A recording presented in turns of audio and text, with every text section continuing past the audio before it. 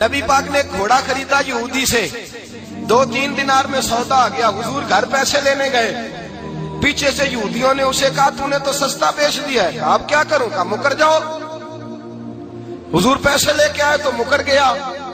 میرے کریم رسول نے فرمایا پیسے لو، گھوڑا دو، عقیدہ دیکھو، حسن دیکھو۔ دیکھو یہ وہ عقیدہ ہے جو مدینے میں بیٹھ کے لوگوں کا عقیدہ تھا، جو حضور کے سامنے عقیدہ تھا۔ کہا یا رسول اللہ صلی اللہ علیہ وسلم، 2 کے برابر گواہی۔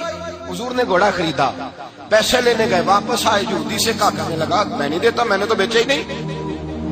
کہا تو نے بیچا ہے؟ میں نے خریدا۔ کہنے لگا کوئی نہیں، میں نے بیچا ہی نہیں، بندہ بھی کوئی نہیں تھا، یا حضور تھے یا وہ یہودی تھا۔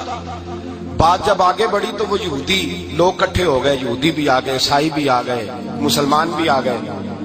وہ یہودی حضور علیہ السلام سے کہنے لگا اگر آپ کی شریعت میں اس طرح کا کچھ جھگڑا ہو جائے تو حل کیا ہے؟ چلیں آپ بتا دیں۔ بات کی سمجھ آ رہی ہے میرے دوست؟ ذرا بتائیں حل کیا ہے؟ تو حضور نے فرمایا گواہ دیے جاتے ہیں۔ اب پتہ کیا کہتا ہے؟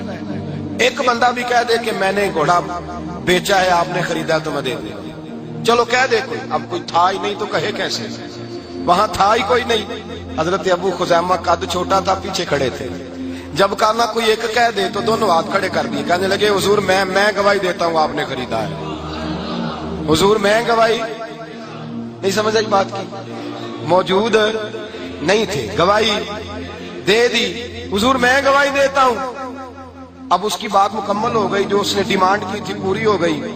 سیاستہ کی روایت ہے، حضور نے پیسے دیے، گھوڑا لیا، حضرت بلال کو کہا گھر لے جا۔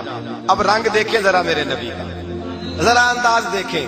حضور نے نا حضرت ابو خزیمہ کے گلے میں ہاتھ ڈالا، لوگ چلے گئے، حضور رہ گئے، ابو خزیمہ گلے میں ہاتھ ہے۔